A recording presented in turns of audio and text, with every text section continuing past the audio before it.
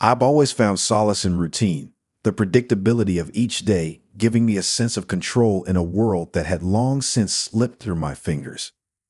My life had been reduced to simple tasks, familiar places, and the quiet company of my own thoughts. Every morning, without fail, I would shuffle out to the barn, a place that had seen better days, much like myself. The old wood creaked under my weight, and the musty scent of hay and earth filled the air as I pushed open the heavy door. The barn was more than just a storage space. It was a vault of memories. The tools hanging on the walls had been my father's, and the tractor rusting in the corner had seen more harvests than I could count. It was a place where time seemed to stand still, where the noise of the outside world couldn't reach me. That morning, however, something was different. As I entered the barn, I noticed an unfamiliar tension in the air.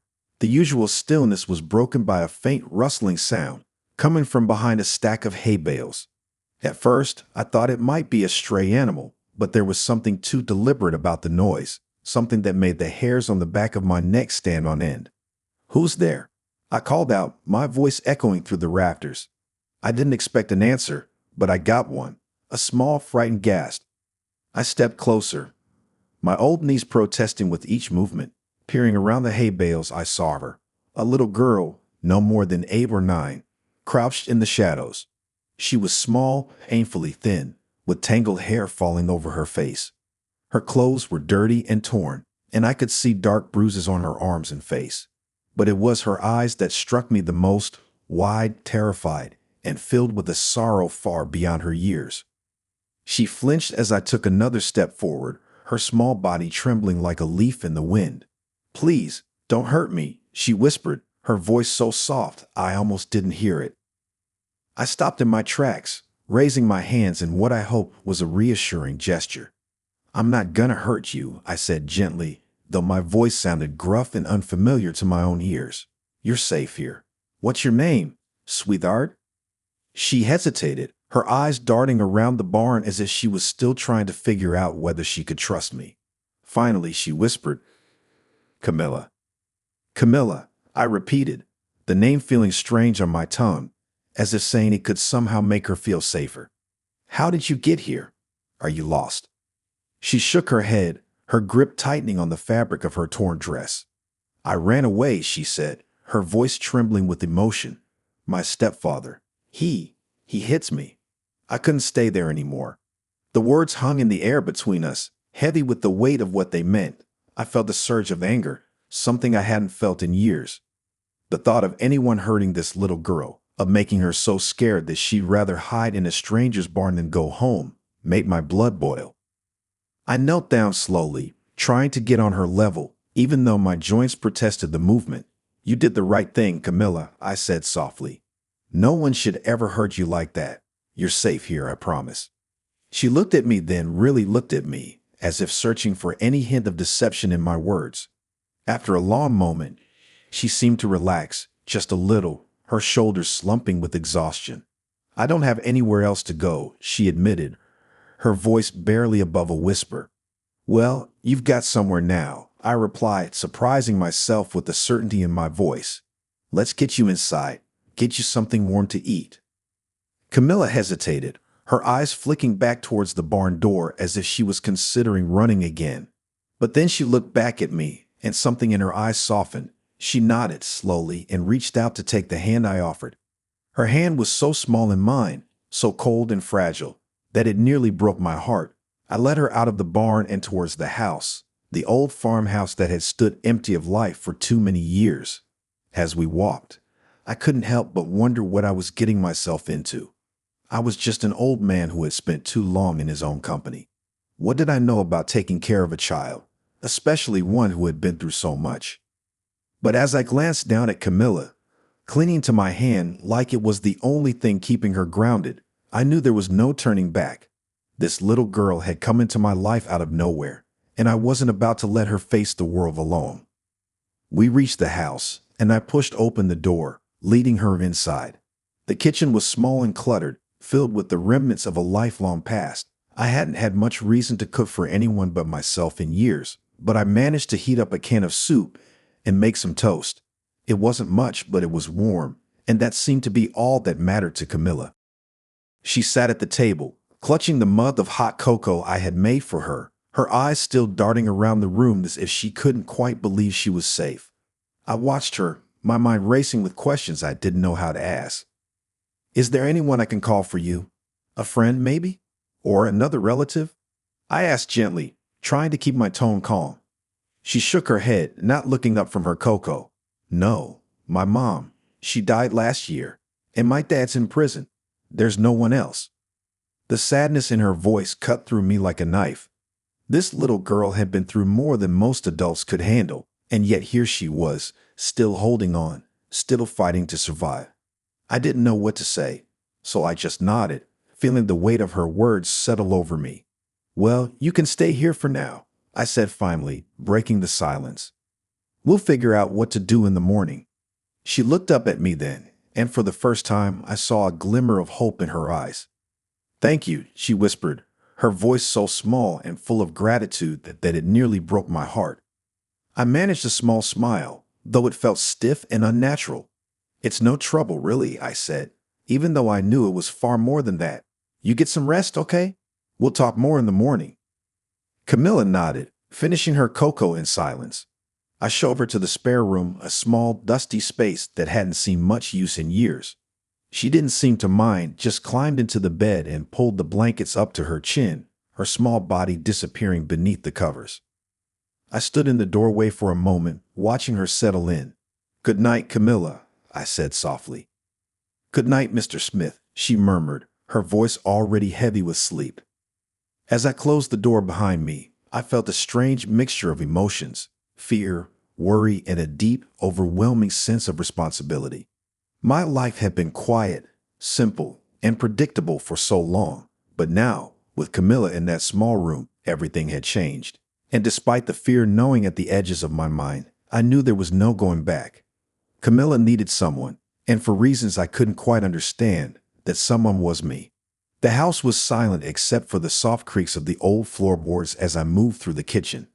The weight of the situation pressed down on me, a burden that felt foreign after so many years of solitude.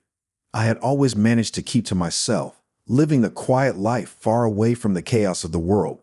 But now, with Camilla asleep in the spare room, everything felt different.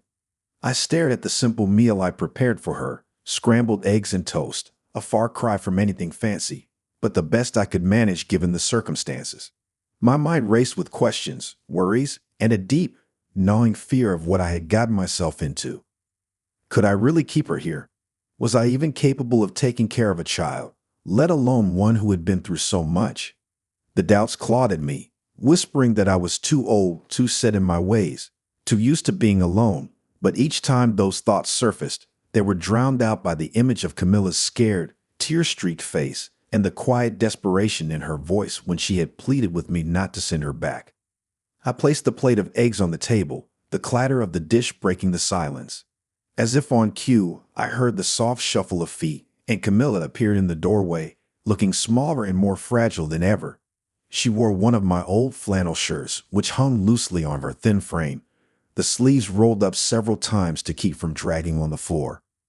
Morning, I said, trying to sound cheerful, though the worry still lingered in my voice. I made some breakfast. Hope you like eggs.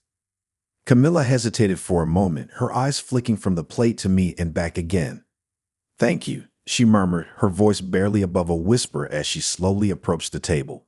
She sat down and picked up the fork with a slight tremble in her hand. I noticed that she moved slowly, cautiously, as if she wasn't used to having a proper meal. My heart ached as I watched her, realizing just how much this little girl had likely gone without. Is it okay? I asked, more out of concern for her than for the food. She nodded, taking a small bite of the eggs. It's good, she said, a hint of a smile tugging at the corners of her mouth, though it didn't quite reach her eyes. I sat down across from her, feeling an awkwardness that I hadn't felt in years. I wasn't used to having anyone at my table, much less a child who had seen more hardship than most adults. The silence between us felt heavy, but I didn't know what to say, how to comfort her, or even if I could. Camilla glanced up at me, her eyes filled with a mix of fear and uncertainty. What's going to happen now? She asked, her voice trembling slightly. I sighed, rubbing a hand over my face as I tried to find the right words. I'm not sure, I admitted, my voice low and tired. But I do know one thing. You're not going back to that man. Not if I have anything to say about it. Her eyes widened slightly, as if she couldn't quite believe what she was hearing. You promise? She whispered, the vulnerability in her voice almost breaking my resolve. I leaned forward, meeting her gaze with as much determination as I could muster. I promise, I said firmly. You're safe here, Camilla. I won't let anything happen to you. She stared at me for a long moment, and I could see the wheels turning in her head, trying to decide whether she could trust me. Finally, she nodded, and some of the tension in her small frame seemed to ease. Thank you, she whispered again, her voice so soft that I barely caught the words. We ate in silence after that, the only sound the clink of her fork against the plate.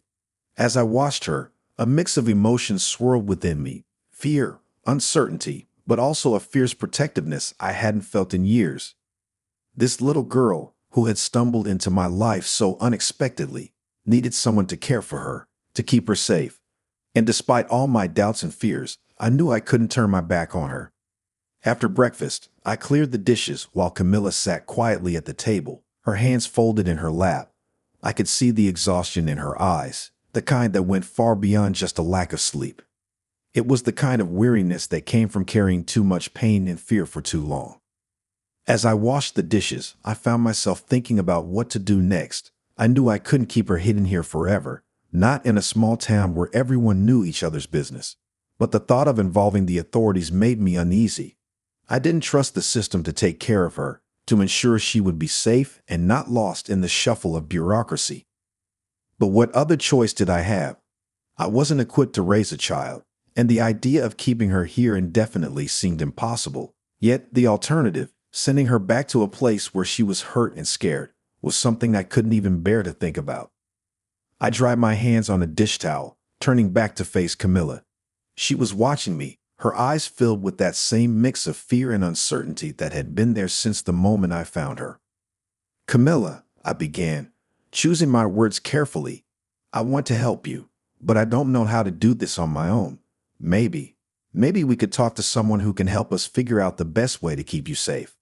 She stiffened, her eyes widening in panic. Please don't make me go back, she pleaded, her voice rising in pitch. He'll find me. He'll hurt me again. I quickly crossed the room and knelt down beside her, taking her small hand in mine.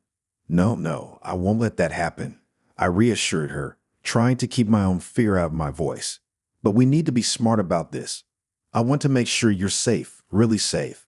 She looked at me with tears brimming in her eyes, and I could see the battle she was waging inside herself. The need to trust someone against the fear that had been instilled in her by those who should have protected her. What if they don't believe me? She whispered, her voice trembling. I squeezed her hand gently, meeting her gaze with as much reassurance as I could muster. Then I'll be there with you, to make sure they do, I promised. You're not alone in this, Camilla. Not anymore. She didn't respond right away, just stared at me, searching my face for any hint of a lie. Finally, she nodded, though I could tell she was still scared. Okay, she said softly. But can I stay here with you just for a little while, until we figure out what to do? I felt a wave of relief wash over me, even though I knew the road ahead would be difficult. Of course, I said, offering her a small smile. You can stay as long as you need to. She gave me a tentative smile in return, and for the first time since she had arrived, I saw a flicker of hope in her eyes. It was a small thing, but it felt like a victory. As I stood up and began to clear the table, I couldn't help but think about how much my life had changed in just a matter of hours.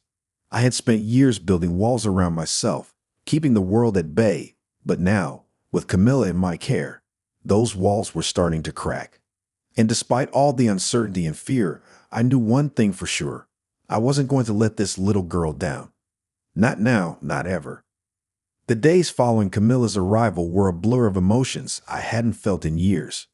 The quiet loneliness that had once filled my home was replaced by a strange, unsettling energy. The old farmhouse, with its creaking floors and drafty windows, suddenly felt alive again, though in a way that both comforted and unnerved me. Camilla settled into the routine of the house with a tentative ease, but I could see that the shadows of her past clung to her like a second skin. She was jumpy, flinching at loud noises, and always seemed to be watching over her shoulder, as if expecting her stepfather to burst through the door at any moment. It broke my heart to see her like that, a child so young burdened with so much fear. One evening, as the sun dipped below the horizon and cast long, dark shadows across the kitchen, I found myself sitting across from Camilla at the worn wooden table. The remains of our simple dinner, potatoes and green beans, lay between us. She had eaten in silence, as she usually did, but tonight there was something different in the air, a tension that neither of us had acknowledged. "Camilla," I began, my voice breaking the stillness. She looked up at me, her wide eyes reflecting the dim light of the room. "I know you've been through a lot, and I don't want to push you to talk about anything you're not ready to. But if you ever feel like you want to tell me more about what happened, I'm here to listen." She lowered her gaze, her fingers tracing the grain of the wood on the table. For a moment, I thought she might not respond, but then she spoke, her voice barely above a whisper. "I miss her," she said, so quietly that I almost didn't hear her. I leaned forward, my heart heavy with the weight of her words. "Your mother?" I asked gently. She nodded, her eyes still fixed on the table. "She was so kind, you know? She always made sure I had what I needed, even when we didn't have much. And she used to sing to me at night when I couldn't sleep." Her voice wavered, and I could see the tears welling up in her eyes. She blinked them back, but one escaped, sliding down her cheek. I wanted to reach out, to comfort her, but I wasn't sure if she would welcome it. Instead, I simply listened, letting her speak at her own pace. "She got sick," Camilla continued, her voice thick with emotion. "Really sick, and no matter what the doctors did, she just kept getting worse. I tried to help, but I was too little. I couldn't do anything." I swallowed hard, feeling the pain in her words. "I'm sure you did everything you could," I said softly. She shook her head, her small hands clenching into fists. "It wasn't enough. And after she died, everything changed. My dad was already in prison, and then my stepfather. He was supposed to take care of me, but—" She trailed off, her voice choked with the memories that seemed too painful to recount. I could see the fear in her eyes, the way her body tensed as she thought about her stepfather. It was clear that whatever had happened, it had left deep scars, both physical and emotional. "You don't have to say anything more if you don't want to," I said, my voice gentle. "But I want you to know that what happened to you wasn't your fault. None of it." She looked up at me then, her eyes wide and filled with a mix of pain and something else, something that looked like hope. "Do you really think so?" she asked, her voice trembling. "I know so," I replied firmly. "You're a strong girl, Camilla, and you've been through more than anyone should ever have to. But you're safe now, and I promise you, no one's going to hurt you again." For a long moment, we just sat there, the silence between us heavy with unspoken emotions. Then slowly, she reached out across the table and took my hand. Her grip was light, tentative, but the gesture spoke volumes. "Thank you," she whispered, her voice barely audible. I squeezed her hand gently, offering what little comfort I could. "You're welcome, sweetheart. We'll get through this together, okay?" She nodded, and for the first time since she had arrived, I saw a glimmer of something in her eyes, something that resembled trust. It wasn't much, but it was a start.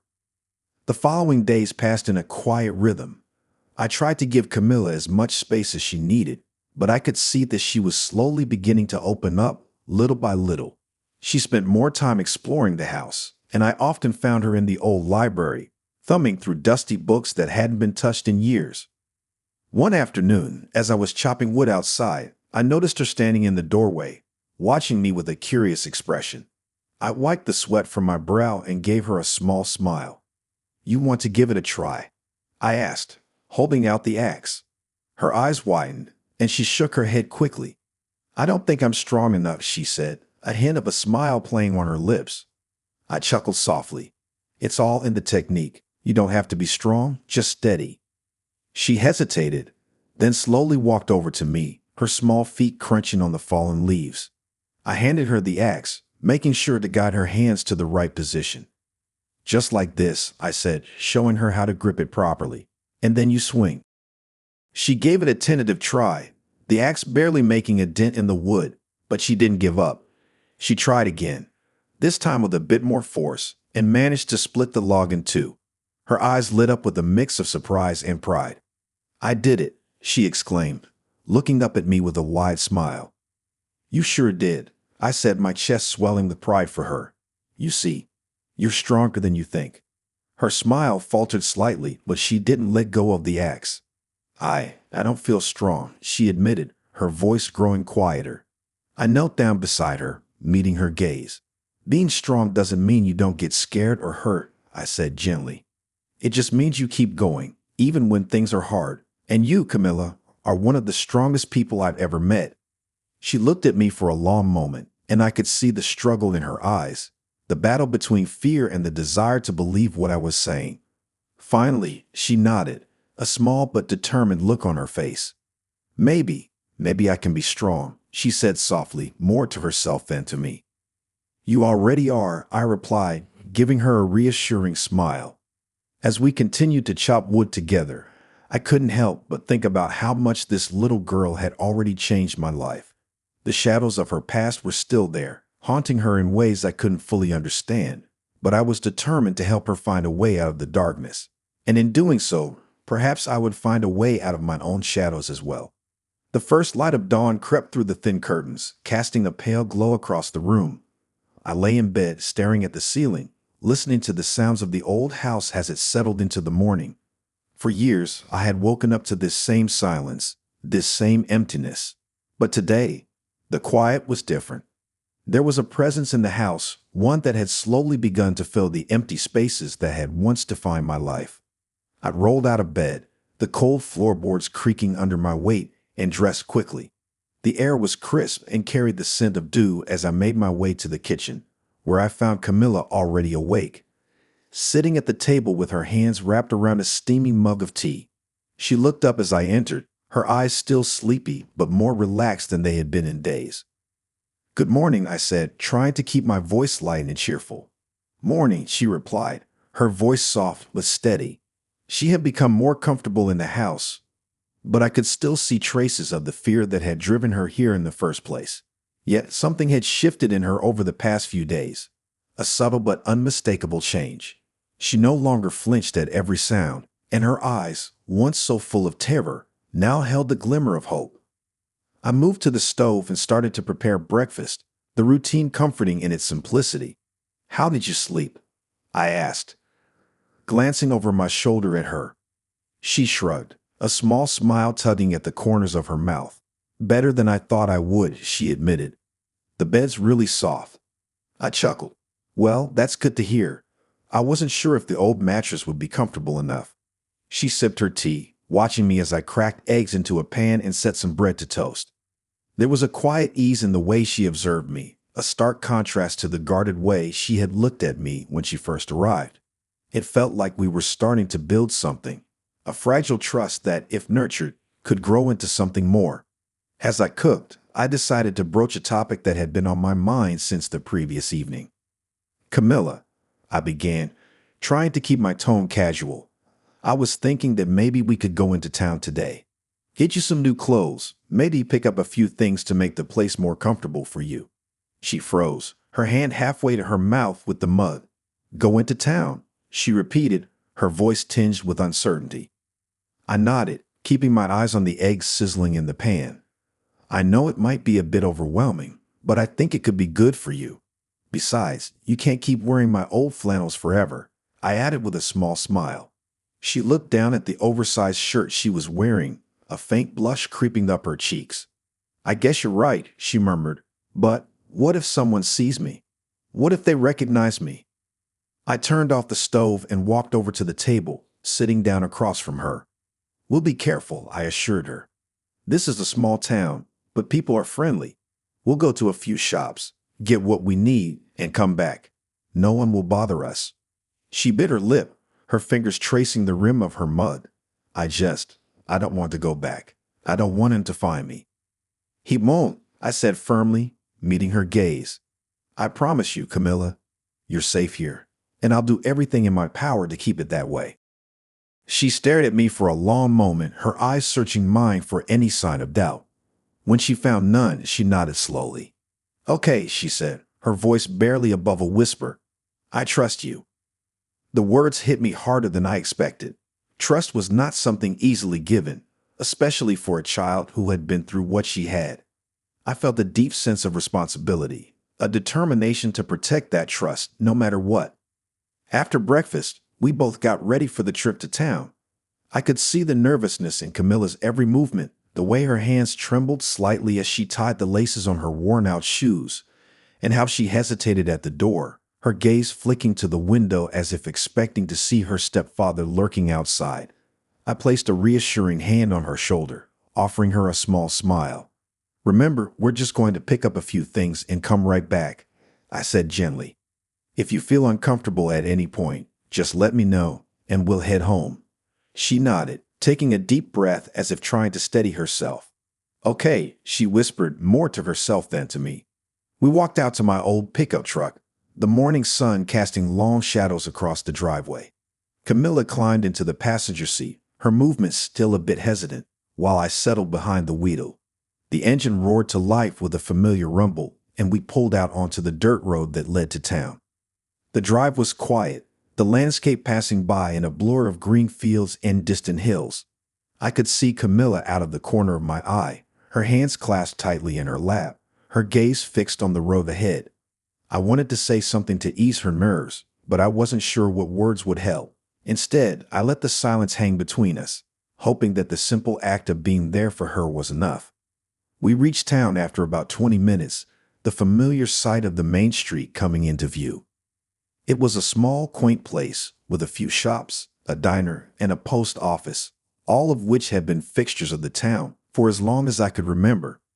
The streets were quiet this early in the morning, with only a few people milling about. I parked the truck in front of the general store, turning to Camilla with a reassuring smile. "We'll start here. Get you some clothes and whatever else you need," I said, trying to sound upbeat. She nodded, though her eyes darted nervously around the street. "Okay," she said, her voice barely audible. As we stepped out of the truck, I noticed how she instinctively moved closer to me, as if seeking protection. I didn't say anything, but I made sure to stay close to her as we walked into the store. Inside, the store was quiet, the shelves lined with everything from canned goods to clothing. The shopkeeper, Mrs. Thompson, looked up from behind the counter and offered us a warm smile. "Morning, Charlie," she greeted, her voice cheerful. "And who might this young lady be?" I hesitated for a moment, glancing at Camilla, who looked like she wanted to disappear into the floor. "This is Camilla," I said, keeping my tone casual. "She's staying with me for a while." Mrs. Thompson's smile widened, and she gave Camilla a friendly nod. "Well, it's lovely to meet you, Camilla. You're in good hands with Charlie here." Camilla managed a small smile in return, though I could see the tension in her posture. "Thank you," she murmured. I led her over to the clothing section, where we started picking out a few essentials. Camilla was quiet, her movements tentative as she selected a couple of shirts, a pair of jeans, and some socks. I could see that she was trying to be practical, choosing only what she thought she absolutely needed. "You can pick out a few more things if you'd like," I said, trying to encourage her. "Anything that makes you feel comfortable." She looked up at me, uncertainty flickering in her eyes. "Are you sure?" she asked hesitantly. "I don't want to take too much." I smiled, shaking my head. "Don't worry about that. I want you to feel at home. Get whatever you need." She nodded, and after a moment's hesitation, she picked out a couple more items, a sweater and a pair of pajamas. As we made our way to the checkout, I could see that she was still anxious, but there was also a faint glimmer of excitement in her eyes, as if the act of choosing her own clothes was something she hadn't done in a long time. Mrs. Thompson rang up our purchases with a friendly smile, chatting casually about the weather and the upcoming harvest festival. Camilla stayed close to me, but she seemed to relax a bit as the conversation flowed around her. When we were done, I paid for the items, and we headed back out to the truck. As we drove home, I could feel a shift in the air, a lightness that hadn't been there before. Camilla sat beside me, her new clothes and a bag at her feet, and for the first time since she had arrived, she looked content. It was a small victory, but one that filled me with a sense of hope. When we pulled into the driveway, she turned to me with a shy smile. "Thank you," she said, her voice soft but sincere.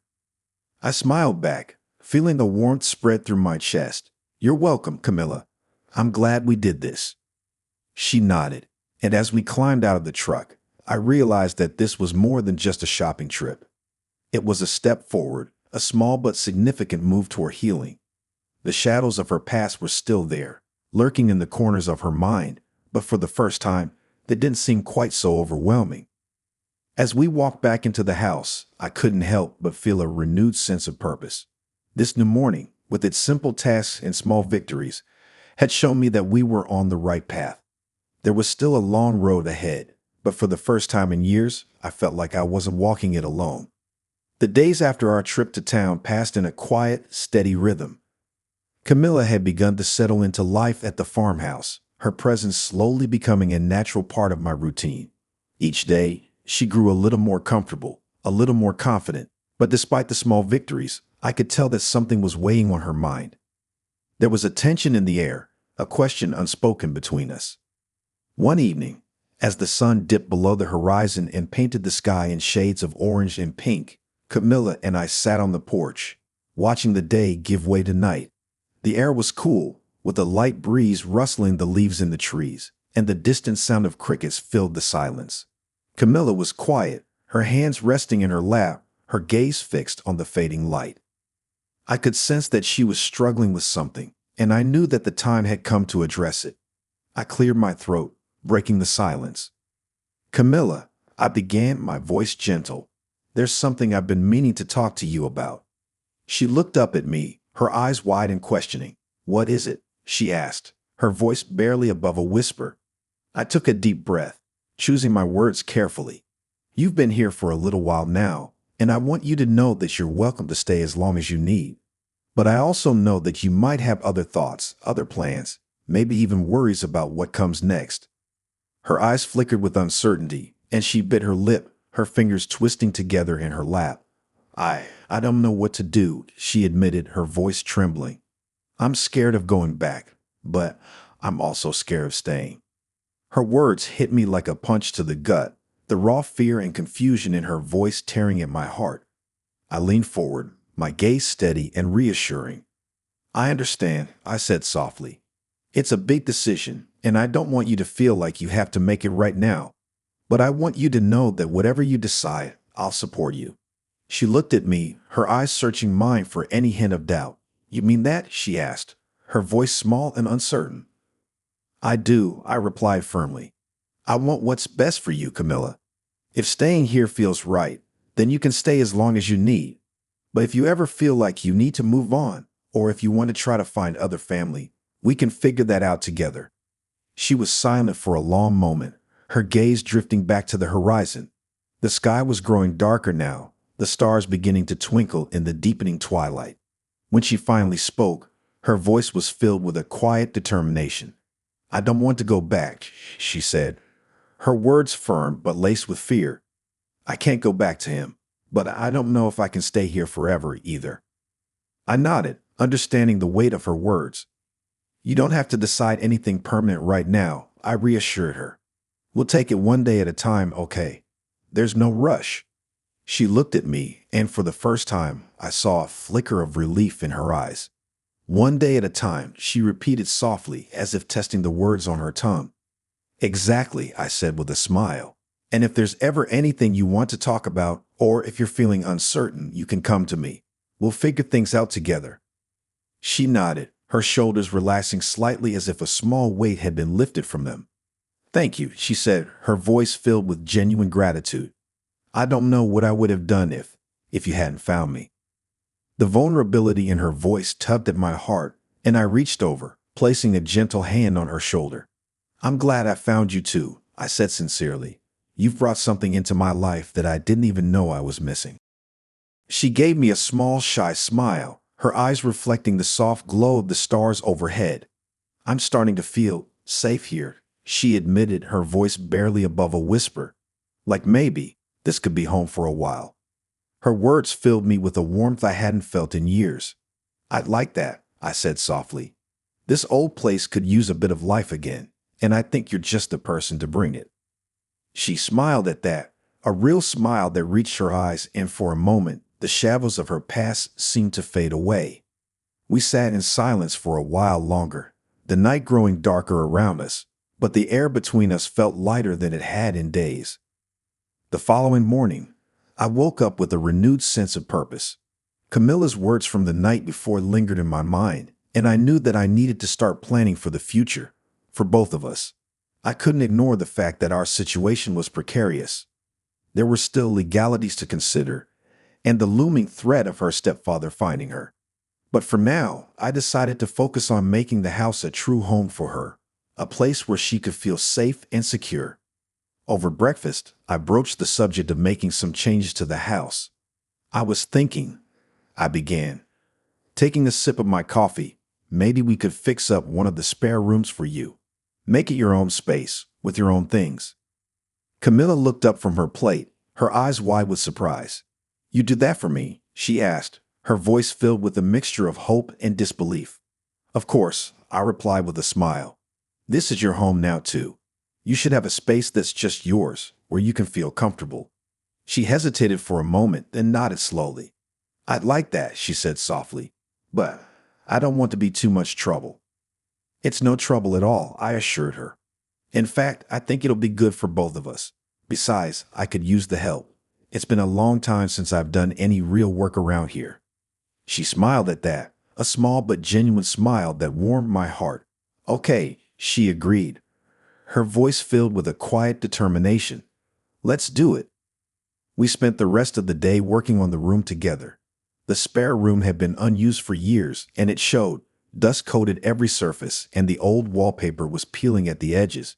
But as we worked side by side, cleaning, painting, and rearranging furniture, the room began to transform. It was slow, but with each brushstroke and every piece of furniture moved, the space started to feel more like Camilla's own.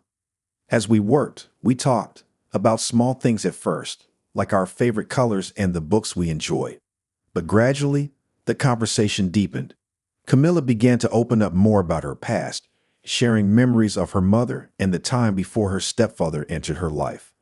I listened, offering support and comfort when needed, but mostly, I just let her talk, knowing that she needed to let these things out. By the time the sun began to set, the room was nearly finished. The walls, now a soft shade of blue, glowed in the fading light, and the bed was made up with fresh linens. It wasn't perfect, but it was a start, a new beginning in a room that had once been filled with emptiness. Camilla stood in the center of the room, her eyes taking in the transformation.